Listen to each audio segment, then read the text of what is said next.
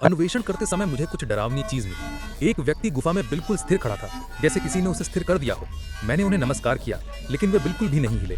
उलझन में पड़कर मैंने अंदर जाने का निर्णय लिया। मैंने अपने कुत्ते को भी अपने साथ चलने के लिए बुलाया, लेकिन मेरे कुत्ते ने डर दिखाया और एक कदम भी आगे बढ़ने से इनकार कर दिया। मुझे अकेले ही अंदर जाना पड़ा। मैंने गुफा में गहराई से सावधानी पूर्वक खोजबीन की, लेकिन कुछ ही कदम चलने के बाद किसी प्रकार की ऊर्जा ने मेरा रास्ता रोक दिया। मैंने उसे छूने के लिए हाथ बढ़ाया। मेरे चारों ओर की ऊर्जा ठोस महसूस हुई, मानो हवा की एक अदृश्य दीवार हो।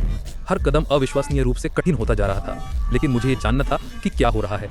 मैंने अपने डर को दूर किया और आगे बढ़ता रहा। जैसे जैसे मैं गहराई में गया, मुझे कुछ भयावह चीज नजर आई। वे व्यक्ति धीरे धीरे चलने लगा। इससे मेरी जिज्ञासा और भी बढ़ गई। जब मैं अंततः एयर वॉल से गुजरा तो आगे वाला व्यक्ति सामान्य रूप से चलने लगा। उनकी कमर पर बंदूक थी और वे संदिग्ध लग रहे थे। मैं उनके पास जाने की हिम्मत नहीं कर सका। जल्द ही वे अंधेरे में गायब हो गए। जब मैं उनके पीछे चलने में हिचकिचा रहा था, तभी मेरे पीछे कुछ अजीब घटना घटी।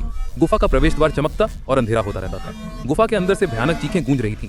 मैं पाब्लो की तरफ बाहर की ओर भागा। सौभाग्य से मैं सुरक्षित बाहर निकल आया, लेकिन मैं पूरी तरह से भ्रमित था। जब मैं गुफा में दाखिल हुआ था तो दोपहर हो चुकी थी। मैं केवल 3 मिनट के लिए ही अंदर था। अब बाहर चारों ओर घना अंधेरा था। यहाँ तक कि मेरा कुत्ता भी बिना किसी निशान के गायब हो गया। मुझे विश्वास नहीं हुआ और मैं अपनी कार की ओर भागा।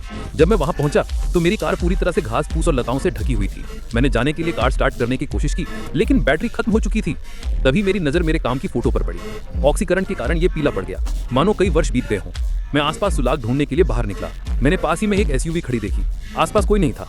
मैंने उनकी बैटरी अपने लिए लेने का निर्णय लिया, लेकिन जांच करने पर पता चला कि ये कार भी घास फूस से ढकी हुई थी। मुझे अच्छी तरह याद है कि जब मैं यहाँ पहुंचा था तो ये कार यहाँ नहीं थी। अंदर रखे एक बैग ने मेरा ध्यान खींचा। मैंने धूल झाड़ दी। ये मेरे स्टूडेंट का बैग था। तभी मुझे एहसास हुआ कि ये कितना गंभीर मामला था।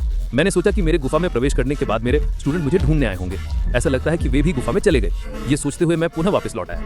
इस बार मेरे पास बहुत सारी चमकती हुई छड़ियां थीं, जिन्हें मैं चलते हुए जमीन पर गिरा रहा था, ताकि वापस आते समय मैं बाहर निकलने का रास्ता ढूंढ सकूं। लेकिन जब मैं एयर वॉल के पास पहुंचा तो चमकती हुई छड़ियां हवा में अजीब तरह से तैरने लगी। मैंने एक को पकड़ने के लिए हाथ बढ़ाया। चमकती हुई छड़ी दूर जाने लगी। ये केवल एयर वॉल के पास जाने के बाद ही गिरी। बाहर फिर से प्रवेश द्वार चमक उठा, लेकिन इस बार मैं पीछे नहीं हटा।